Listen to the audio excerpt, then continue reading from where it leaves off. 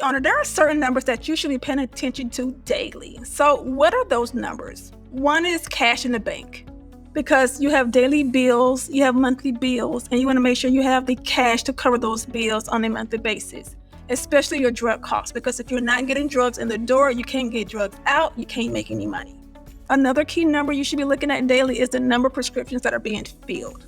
Because again, you have your fixed costs, but you also have variable costs.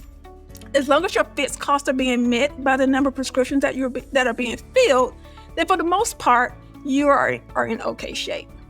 You want to look at your sales. You also want to look at your gross margin. So the gross margin number is very important because, again, your highest costs are always going to be your drug costs.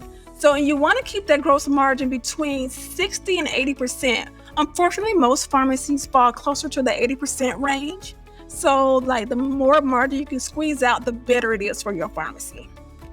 Number 4 are your payroll costs, because that is your next highest cost. So you want to make sure that your payroll is in line with your revenue, because you may have to make some hard decisions if it's not.